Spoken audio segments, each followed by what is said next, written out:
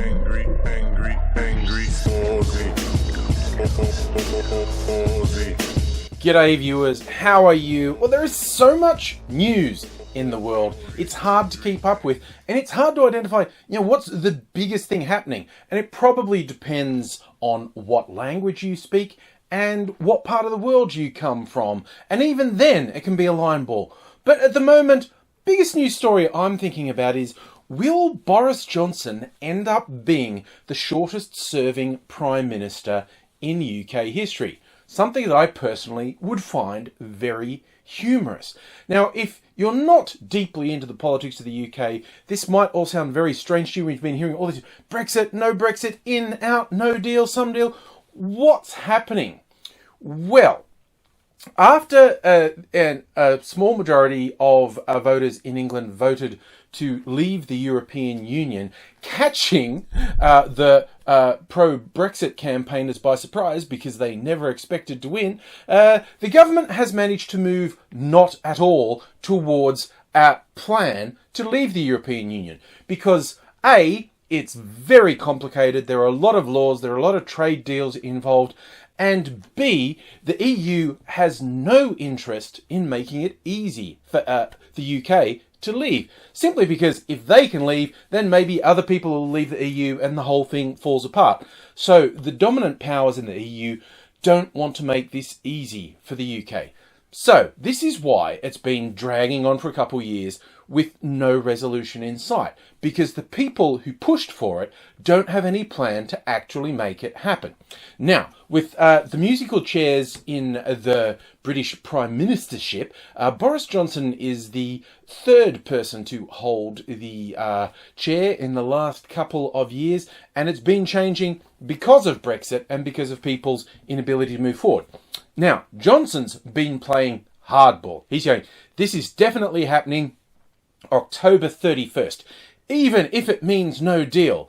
And I don't know of anybody sane who says leaving the European Union without making a deal of how it will actually work is a good idea. Pretty much everyone's saying this will be catastrophic on so many levels. It will probably completely destroy the British economy, and that damage will probably cascade through Europe and the Americas and Australia and basically everywhere. It'll probably crash the world economy most spectacularly. It will probably be very, very bad. Most of the projections say a no-deal Brexit would lead to, in England, basics like food and medicine running short very, very quickly. It's basically looking pretty bad. But Boris Johnson has been playing this game of brinkmanship, like he's trying to force the EU to offer him a better deal than what they'd been suggesting in the past, because he's going, I'll push it, I'll make it happen, even if it's a no deal. And the EU does not want a no deal Brexit. They don't want Brexit at all, but even they don't want a no deal Brexit because the destruction of the English economy, as I said, will cascade all across Europe. It would be bad. So they don't want it. So Johnson's trying to bluff them and say, I'm crazy, I'll do it, in the hope that they will offer him a better deal. And the EU has shown no sign whatsoever they'll go along with this. Now, what's happened is there are a lot of people, in fact, what we can now clearly see, a majority of the people in the Parliament do not want to go along with Johnson's silly games. Because what we saw, Johnson realised that he was going to have a fairly tumultuous time in the Parliament, so he got the Queen to agree to shut the Parliament down for a couple of weeks. So they have 4 days this week, then they're off for 3 weeks, and then it's basically Brexit time. No time to debate anything, is there? Well, unless basically there's a revolt from members of his own party, which happened. More than 20 Tory MPs voted to say, no, we do have to debate legislation to say we will not go through with a no-deal Brexit. Again, Johnson doesn't want this to happen because he's playing this game of brinkmanship, and if it's in an act of parliament that his little game can't happen, it's all ruined. So what Johnson's saying is that, I'll force a general election that will happen before the Brexit date, October 31st, and I'll win with an increased majority, and then I'll just push it through, and that'll teach you all a lesson. And he stands a good chance of being right. If a general election was called, there's quite a reasonable chance the Tories could win with an increased majority, which would be seen as a vote of confidence in Boris Johnson, and he would get his way.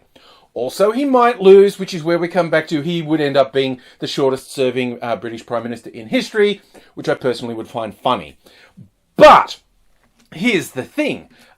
Everyone in the Parliament knows that's a possible outcome, so they don't want to let him have his way. Because you can't just call elections in England. There has to be specific reasons for it, or it has to be to a specific timetable. There's not meant to be an election for 2 years. And basically, the opposition parties and the minor parties and more than 20 rebel Tory MPs have said, we're not doing it your way. See, to have an early election, 2/3 of the Parliament has to vote in favour. And it's blindingly obvious Boris Johnson doesn't have those numbers. Which brings us to what I think, personally, is the funniest aspect of it in a real clown show way. Johnson has even suggested a no confidence motion. See, how that works is if a majority of the Parliament, and that's a simple majority, a majority of one, says we do not have confidence in this government. Because sometimes you have minority governments, sometimes you have coalition governments where the coalition partners break up. Sometimes you have situations like this. The Tories had a 1-seat majority, and one long-serving Tory, in protest at what Johnson was doing, crossed the floor. He's in the Liberal Democrat Party now. And then more than 20 sitting Tory MPs voted for the thing Boris Johnson said they couldn't, and he said, if you do this, you're getting kicked out of the party, and you won't be allowed to stand as a Tory in any future election, which really undercuts his majority. He lost his majority of one, but then more than 20 of them, he says, aren't Tories anymore. So he doesn't have a majority, because, again, the people who actually clearly don't have any confidence in him could put forward a no-confidence motion, but that would trigger a general election, possibly before they had the legislation that said we rule out the possibility of a no deal, which other people do not want. But what Johnson has said is he might actually table the no-confidence motion himself, which is so bizarre. What he is literally saying in his desperation to try and get his own way is to table a motion to the Parliament that says, I have no confidence in myself and my government. And he expects to be taken seriously. And see, here's the thing. Again, it looks like even that would fail. Once the legislation that rules out a no-deal Brexit happens, it's really likely there'll be a no-confidence motion. It's really likely an election will be called. Johnson is still desperately trying to do things his own way, but he just keeps losing. His clown act that he's got away with for so long, like, ha ha ha, look at him, he's just wacky, look at his hair, look at his clothes. Oh my God, he's racist. But he's funny. Oh my God, he's irresponsible and a thug and a bully. Oh, but he's just a clown. And you can carry the clown act so far. Apparently, you can't carry it into the role of Prime Minister. I'm getting reminiscences of Tony Abbott in Australia. He was incredibly effective as an opposition leader. He was just a destroyer, a wrecker. He controlled the narrative, and he got in on a sweeping electoral win because of how effective he was as a prime minister. Sorry, how effective he was as an opposition leader. Turns out he was an absolutely shit prime minister. He still kept fighting. He still kept being divisive to the point where he couldn't get any legislation passed because he was being a jerk to everyone.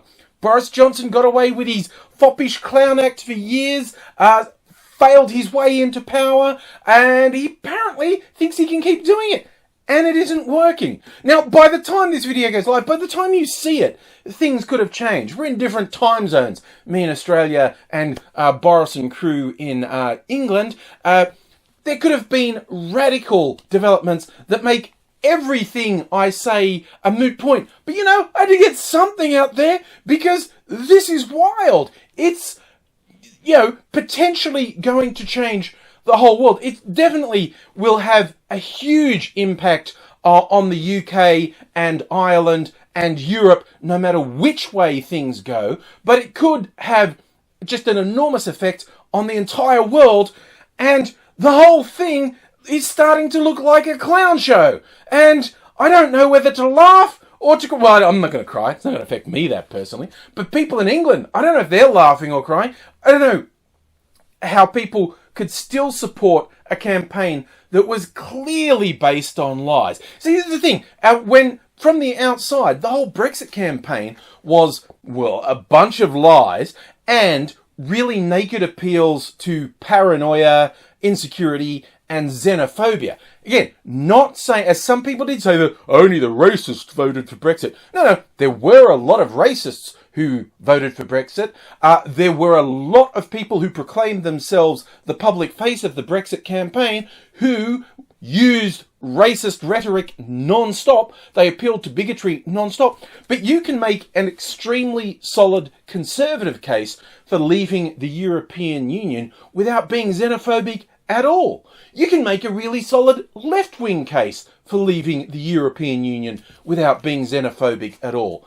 But that's what we got. A campaign based on xenophobia and lies from a bunch of idiots who never expected to win because they have no plan. Several years later, they still can't sort their shit out. And England, in the UK generally, and broader Europe, is staring down the gurgler that they may soon disappear down. But hey, hopefully Boris Johnson is going to go down in history as the shortest serving Prime Minister in the history of the UK.